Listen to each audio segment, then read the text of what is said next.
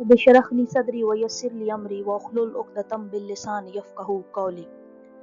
दास्तान करबला जारी है। यहाँ तक कि एक मौका आया और हज़रत इमाम हुसैन अलैहिस्सलाम दूसरी तरफ जाने लगे। हुर ने पहले सिर्फ बात करके रोका था, अब उसने हुसैन अलैहिस्सलाम के घोड़े की लगाम पकड़ ली और कहा, मैं आपको जाने नहीं दूंगा। फरजंदे ज़हरा को गैज़ आया, फरमाया, हुर तूने ये क्या किया? हुर तेरी माँ तेरे गम में रोए। ये जुमला अरब में गैज़ की हालत में बोला जाता था। इसके बाद हुर ने क्या कहा? हुर ने कहा, हुसैन आपने मुझसे ये जुमला कह दिया है, आपके अलावा अगर ये बात किसी और ने मुझसे की होती तो मैं ये जुमला उसी वक्त उसको पलटा देता और उसको ये कह देता, लेकिन मैं क्या करूं, आपकी माँ का नाम हजरत फातिमातुज़ ज़हरा है, मैं उनका नाम इस तरह से नहीं ले सकता। हुर अब इमाम हुसैन अलैहिस्सलाम को बिला आखिर करबला ले आया। हुसैन अलैहिस्सलाम जिलहज के महीने में मक्का से रवाना हुए। 2 मुहर्रम 61 हिजरी इमाम अली मकाम का काफिला एक मकाम पर रुका। वहां एक अजीब सा वाकया पेश आया। जब काफिला उस मकाम पर पहुंचा, हवा बहुत तेज चल रही थी। मट्टी का एक गर्दाब हवा में उड़ा, मट्टी महमल तक पहुंची। इमाम हुसैन अलैहिस्सलाम की बहन हजरत ज़ैनब अलैहिस्सलाम ने तड़प कर एक जुमला इमाम हुसैन से फरमाया, भाई जितनी जल्दी हो सके इस जगह से आगे चले जाएं। इमाम हुसैन अलैहिस्सलाम ने वजह पूछी तो जनाब ज़ैनब अलैहिस्सलाम ने फरमाया, इस जगह की मिट्टी से मुझे आपके खून की खुशबू आ रही है, मेरा दिल बहुत बेचैन हो रहा है, इसकी खाक मेरे बालों में आ रही है, जितनी जल्दी हो सके यहाँ से आगे चले।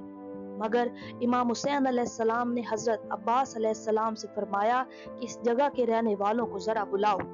वो लोग आए तो इमाम हुसैन अलैहिस्सलाम ने उनसे मुखातिब होकर फरमाया, ऐ लोगों जरा बताओ इस जगह का क्या नाम है?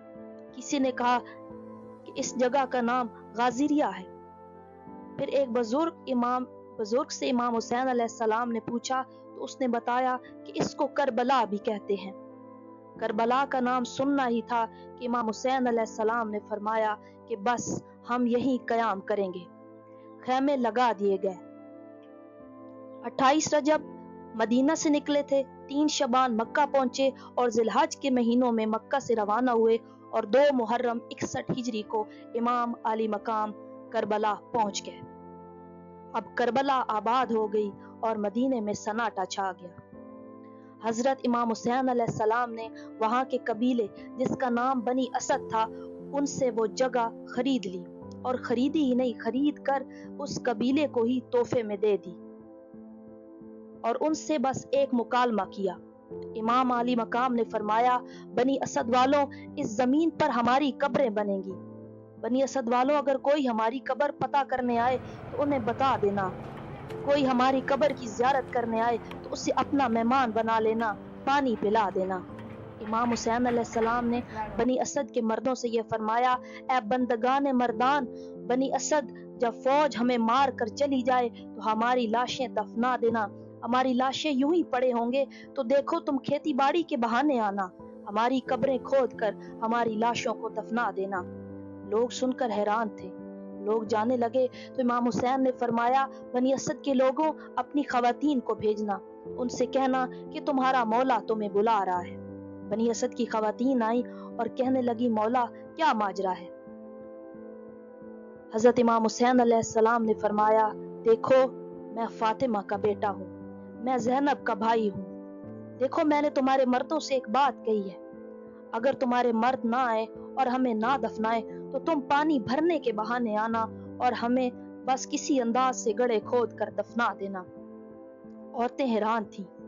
जाने लगी तो इमाम हुसैन अलैहिस्सलाम ने फरमाया, बनी असद की औरतों, अपने बच्चों को यहाँ भेजना।